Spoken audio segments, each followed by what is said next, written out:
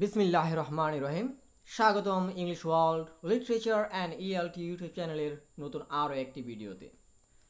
আজকের টিউটোরিয়ালের আলোচ্য বিষয় স্টিফেন ক্রাশানের মনিটর মডেল। অর্থাৎ আজকের এই ভিডিওতে আমরা আলোচনা করব স্টিফেন ক্রাশানের মনিটর মডেল সম্পর্কে। বিস্তারিত আলোচনা চলুন শুরু করা যাক। প্রথমে আমরা জানার চেষ্টা করব মনিটর মডেলটা আসলে কী। The monitor model is a second language acquisition theory. অর্থাৎ মনিটর মডেলটা হচ্ছে সেকেন্ড ল্যাঙ্গুয়েজ অ্যাকুয়ার করার একটা থিওরি, যা প্রস্তাবনা দিয়েছেন কে? স্টিফেন ক্রাশান, একজন American ভাষাবিদ। It developed in the late 1970s and early 1980s. অর্থাৎ 1970 সালের শেষের দিকে এবং 1980 সালের শুরুর দিকে এই থিওরিটা ডেভেলপ করা হয়। আর এই থিওরিটা হচ্ছে widely known and well accepted, একটি সুপরিচিত এবং এটা হচ্ছে সাদরে গ্রহণ করা হয়েছে এরকম একটা theory of second language acquisition. যদিও এটা ওয়েল অ্যাকসেপ্টেড, তারপরে এর অনেক ক্রিটিসিজম রয়েছে। আমরা সেই ক্রিটিসিজমে আপাতত এই ভিডিওতে যাব না, কিন্তু আমাদের মাথায় রাখতে হবে যে এটা নিয়ে অনেক ক্রিটিসিজমও রয়েছে। এই মনিটর মডেল থিওরিটা গঠিত হয়েছে 5টা হাইপোথিসিস নিয়ে। যে লাইনটি আমরা দেখতে পাচ্ছি, it consist of 5 hypotheses that explains how languages are learn. অর্থাৎ এখানে 5টা হাইপোথিসিস বিদ্যমান, যা প্রত্যেকটা হাইপোথিসিসই এক্সপ্লেইন করে অর্থাৎ ব্যাখ্যা করে কিভাবে একটি ভাষা শেখা হয়। তাহলে হাইপোথিসিসগুলো কি কি চলুন দেখে নেওয়া যাক। প্রথম হাইপোথিসিস হচ্ছে দ্য অ্যাকুইজিশন লার্নিং হাইপোথিসিস। দ্বিতীয়টি দ্য মনিটর হাইপোথিসিস। তৃতীয়টি দ্য ন্যাচারাল অর্ডার হাইপোথিসিস। চতুর্থটি দ্য ইনপুট হাইপোথিসিস এবং পঞ্চমটি অর্থাৎ সর্বশেষ হাইপোথিসিসটি হচ্ছে দ্য অ্যাফেক্টিভ ফিল্টার হাইপোথিসিস। চলুন প্রথমেই দেখে নেওয়া যাক দ্য অ্যাকুইজিশন লার্নিং হাইপোথিসিস কি, এটা কিভাবে কাজ করে এবং আসলে এর মূল মন্ত্রটা কি। দিস হাইপোথিসিস ডিস্টিংগুইশেস বিটুইন, তাহলে দুইটা জিনিসের মধ্যে কি করে পার্থক্য দেখায়। একটা হচ্ছে অ্যাকুইজিশন আর একটা হচ্ছে লার্নিং। তাহলে অ্যাকুইজিশন কি এবং লার্নিং কি এটা একটু জানার চেষ্টা করতে হবে। তাহলে অ্যাকুইজিশনটা যদি আমি সিম্পল ভাষায় বলি, যেমন একজন বাচ্চা তার মাতৃভাষা যেই প্রসেসে শিখে সেটা হচ্ছে অ্যাকুইজিশন, এবং সেই বাচ্চাটা যখন দ্বিতীয় কোনো ভাষা শেখে সেটা হচ্ছে তার লার্নিং। তাহলে অ্যাকুইজিশনটা কি দেখি আমরা। সাবকনশিয়াস প্রসেস আর learners pick up the language naturally, তার মানে ন্যাচারালি সে কোনো একটা ল্যাঙ্গুয়েজকে পিক আপ করবে। Similar to how children acquire their first language, ঠিক সেই রকম যেই রকমভাবে একজন শিশু কী করে তার প্রথম ভাষাটা মানে মাতৃভাষাটা শেখে। This leads to initiative language use, তার মানে এটা কি করে কোনো একটা ভাষাকে স্বতঃস্ফূর্তভাবে ব্যবহার করার দিকে ধাবিত করে। আর লার্নিং কি? লার্নিং হচ্ছে আ কনশাস প্রসেস। তার মানে যদি আপনি চিন্তা করেন, আমরা বাঙালি, বাংলা হচ্ছে আমাদের মাতৃভাষা, আমরা ইংরেজিটাকে কি করতেছি? আমরা ইংরেজিটাকে লার্ন করতেছি। বাংলাটা কি করেছিলাম? অ্যাকুইজিশন অর্থাৎ অ্যাকুয়ার করেছিলাম। তাহলে লার্নিং কি? একটি conscious process involving formal instruction, যার মধ্যে ফর্মাল ইনস্ট্রাকশন থাকবে, such as learning grammar rules, অর্থাৎ বিভিন্ন গ্রামার রুলস, বিভিন্ন স্ট্রাকচার, এগুলো শেখার মাধ্যমে আমরা কি করি? লার্নিংটা করে থাকি। Krashen argues that acquisition is more important for achieving fluency, অর্থাৎ ফ্লুয়েন্সি অর্জন করার জন্য কোনো ভাষায় ফ্লুয়েন্সি মানে কি? কোনো ভাষায় হচ্ছে অনর্গলভাবে কথা বলতে পারার জন্য আমাদের কি ইম্পর্টেন্ট? অ্যাকুইজিশনটা হচ্ছে বেশি ইম্পর্টেন্ট লার্নিংয়ের চাইতে।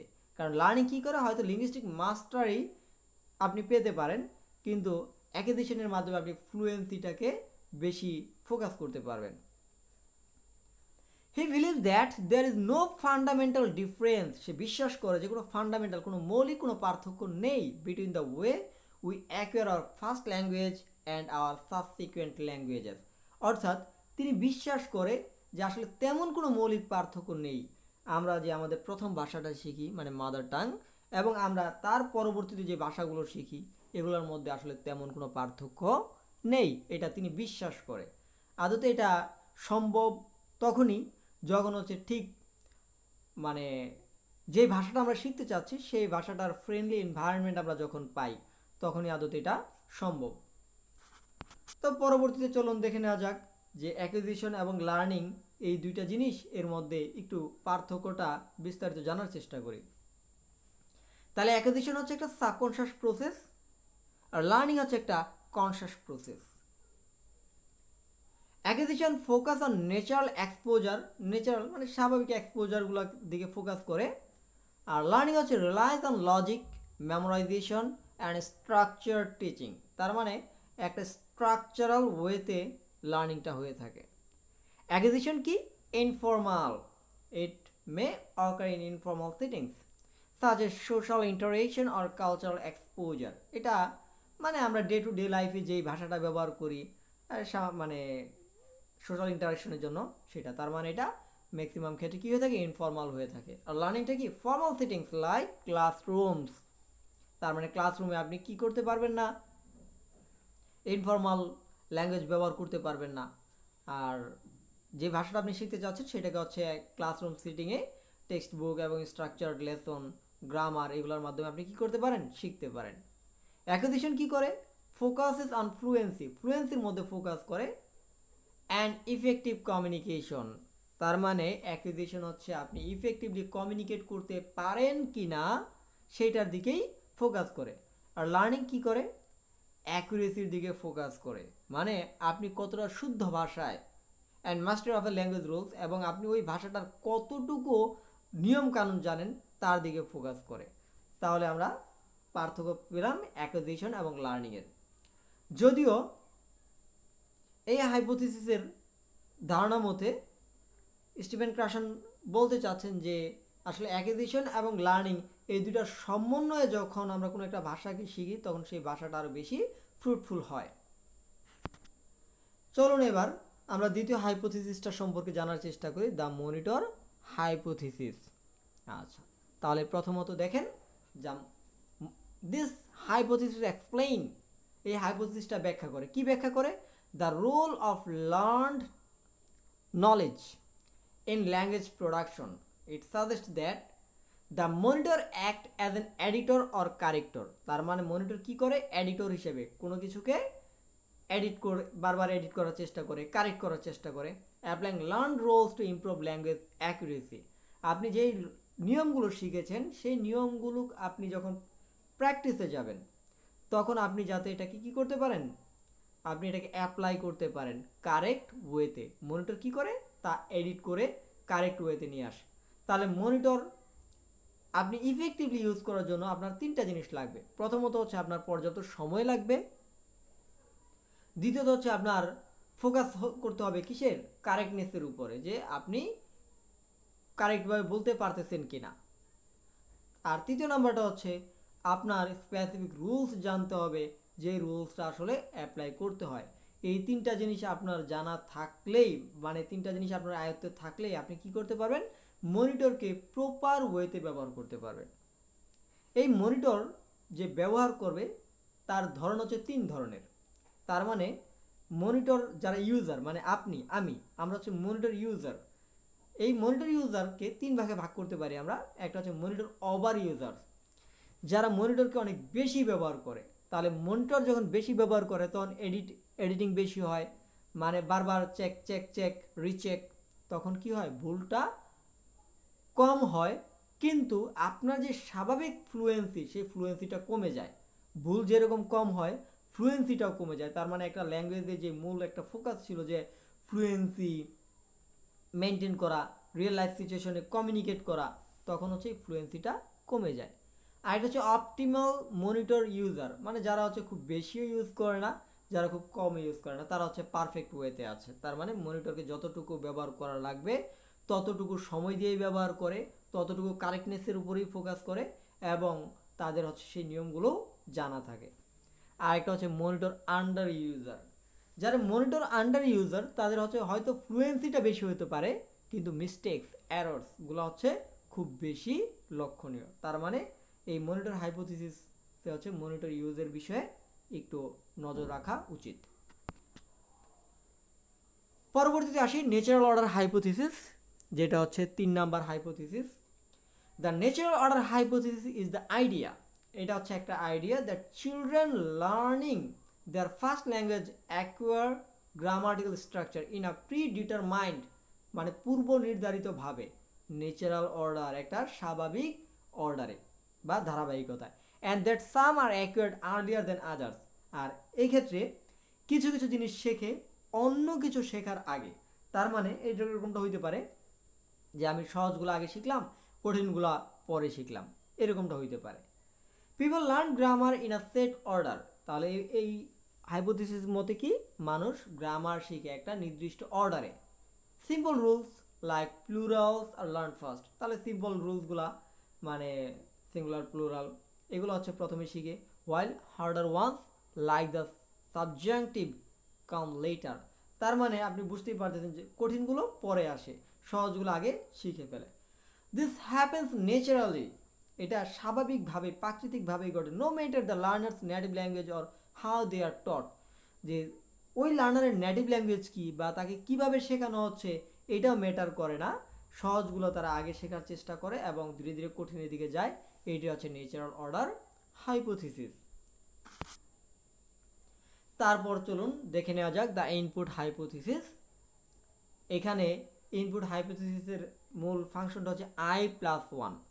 দেখি আমরা, Krashen highlights the importance of comprehensible input. Comprehensible input মানে একজন লার্নারের বর্তমান সে যতটুকু গেস করার বা তার নলেজ লেভেল যতটুকু সেটাকে ইন্ডিকেট করে। Which is language slightly above the learners current level I+1, তার মানে কম্প্রেহেন্সিবল ইনপুট এর থেকে এক ধাপ উপরে উঠে তাকে কি করতে হবে, ডাটা ইনপুট দিতে হবে। তখনই সে কি করবে, চ্যালেঞ্জ ফিল করবে এবং শেখার প্রতি মোটিভেট হবে। যদি এরকমটা I+1+1, তখন কি করবে, তখন হচ্ছে সে অতিরিক্ত চ্যালেঞ্জের ফলে মোটিভেশনটা হারিয়ে ফেলবে এবং ভাষাটা প্রপার ওয়েতে শেখা হবে না। যদি এরকমটা হয়, শুধু আই হয় মানে তার নলেজ লেভেল যতটুকু আছে ঠিক ততটুকু লেভেলেই দেওয়া হয় বা আই থেকে নিচের লেভেলে দেওয়া হয়। যেমন চিন্তা করেন একজন দশম শ্রেণীর স্টুডেন্টকে যদি 2 এর স্টুডেন্টদের পড়ানো হয় তখন সে কী করবে না, চ্যালেঞ্জ ফিল করবে না। আবার দশম শ্রেণীর স্টুডেন্টকে যদি ইন্টারের বা ধরেন অনার্সের কোনো পার্ট পড়ানো হয় তখন সেটা সে অতিরিক্ত চ্যালেঞ্জের পর সে মোটিভেশনটা হারিয়ে ফেলবে। তার মানে ওই লার্নারের লেভেল থেকে এক ধাপ উপরে উঠে আমাদের কি করতে হবে, ইনপুট দিতে হবে। তাতেই সে কি করতে পারবে, একটা প্রপার একটা এনভায়রনমেন্ট পাবে, যে এনভায়রনমেন্টে সে মানে মোটিভেশনটা পাবে শেখার জন্য।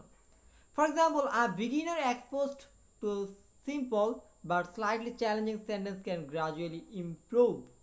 আচ্ছা, পরবর্তী লাইনটা একটু খেয়াল করেন। Effective learning occurs when input is neither too simple not too complex. তাহলে ইফেক্টিভ লার্নিংটা তখনই হয় যখন হচ্ছে ইনপুটটা কি খুব সিম্পলও না আবার খুব বেশি কমপ্লেক্সও না। এনশিওরিং স্টেডি প্রোগ্রেস, ধীরে ধীরে যাতে তা উন্নতির দিকে যায়। তার মানে ওই I+1 কথা ঘুরে ফিরে একটাই, যাতে I+1 এর দিকে ফোকাস রেখে টিচাররা কি করে, লার্নারদেরকে ইনপুট দিয়ে থাকে, মানে তথ্য দিয়ে থাকে। এটা সেকেন্ড ল্যাঙ্গুয়েজ অ্যাকুইজিশনের জন্য খুবই গুরুত্বপূর্ণ যে তার লেভেলটা কোথায় আছে সেই অনুযায়ী তাকে যদি ইনপুট দেওয়া যায় তাহলে সে শেখার প্রতি খুব বেশি আগ্রহী হবে এবং খুব ভালোভাবে শিখতে পারবে। তারপরটা হচ্ছে দ্য অ্যাফেক্টিভ ফিল্টার হাইপোথিসিস।